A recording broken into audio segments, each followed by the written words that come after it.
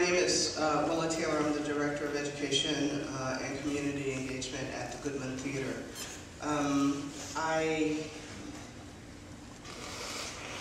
I was both a colleague and a student of Robin's in a lot of ways.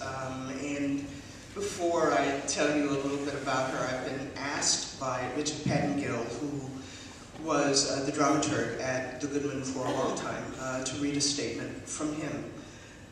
I met Robin when I taught dramaturgy at Roosevelt University. She took the class.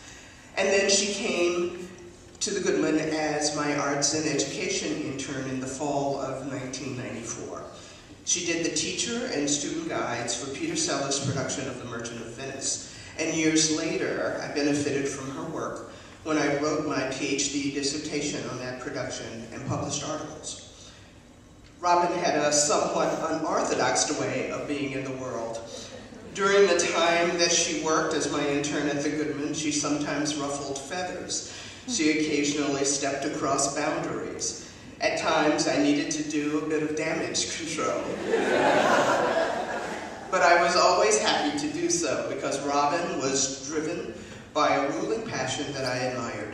She wanted to illuminate the art of theater for young people. She dedicated her life to changing lives for the better. Nothing could stop her, and she succeeded brilliantly. Even today, when I look back at the Goodman study materials that she created for Chicago Public High School students, I am astonished by the energy, the intelligence, determination, and utter commitment that she brought to her work. I remember Robin Bennett as a force for good, and her passing is a great loss. I personally met Robin in 1992 at a conference in Washington, D.C. when I had just become the education director at the Lincoln Center in New York, and she was studying with Richard, who was working also as the education director at the Goodman Theater. And she and I immediately bonded, not only over this beautiful rose garden that was at the Spring Hill Estate where the conference was, but also because we had people in conference and there was something, a little twinkle, a little spark in her eye that made me know that she too was kind of a rabble-rouser. We spent most of the conference as the troublemakers in the group. Whenever the discussion got too far afield from the real purpose of our work, the introduction of theater to young people, or from the ability of theater to truly create change in people's lives, Robin's hand would shoot up, she would stand up, and she would start to lecture the group about the real mission of our work, and tell a story about some student that she had worked with that had gone on to be brilliant on Broadway.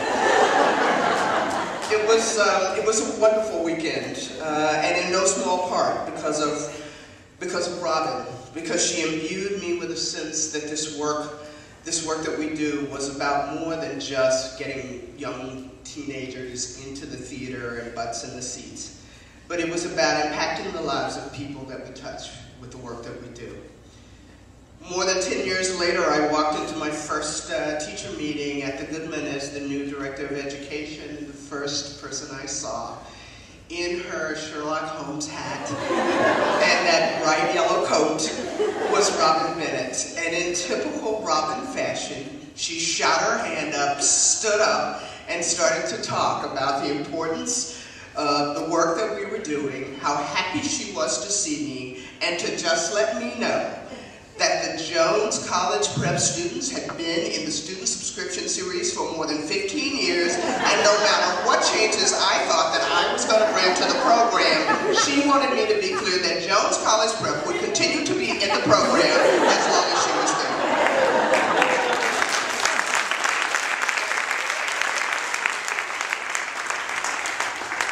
On student matinee days, I never even really had to look at the list of schools that were in the building. I would sit in the back of the house, and as soon as the post-show discussion would start, I would hear the questions from the students, and I knew instantly who came from Jones College because the students were prepared, and they were wonderful, and they were analytic, and they were gracious, and they stood with integrity, and they spoke out loud, and they made Robin really proud. And it was the best, I think, the best example of what she did as a teacher. In our office, we affectionately referred to Robin as the Robinator. Robin could be intimidating, to say the least. She was passionate and tenacious, committed to her students, convinced that they could change the world, determined to get what she wanted, loyal, and very, very courageous. She taught me both 20 years ago at that conference and every single day that we worked together here to never lose sight of the importance of the kids that we work with, to do everything that I could to make sure that as many kids were exposed to art as possible, and to fight the bureaucracy that could always try to make the work about test scores and data-driven decisions and the devaluation of theater. Robin was a huge presence, and it is almost impossible to describe all the ways that she will be missed in our lives. Her loss is tremendous, but I know that her legacy will live in the work of all of the students here, of all of the students that she touched, in Jones's commitment to the phenomenal program that she ran here, and to the amazing impact that she had on the development of our programs at the Goodman. We will never forget her. Thank you.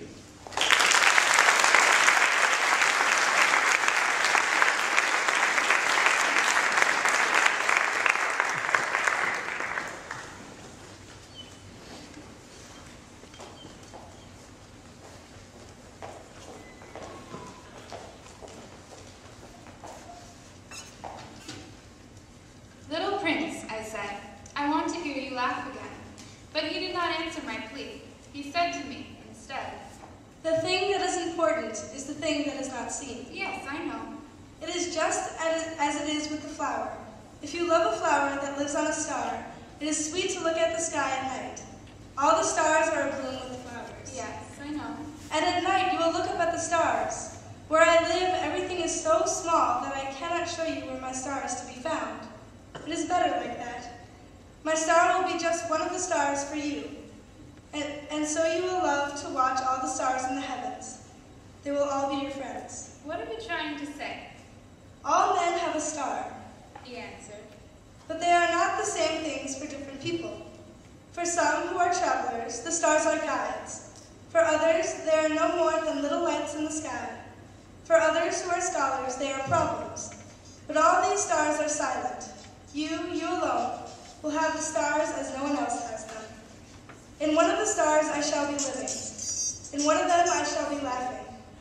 And so it will be as if all the stars were laughing when you look at the sky at night. You, only you, will have stars that can laugh. And then he laughed again.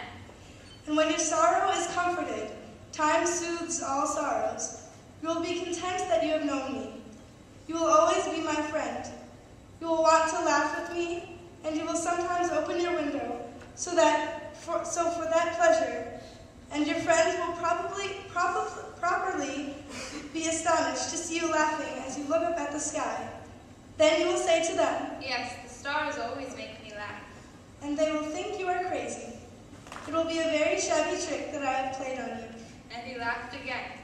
It will be as if in place of the stars, I have given you a great number of little bells that know how to laugh.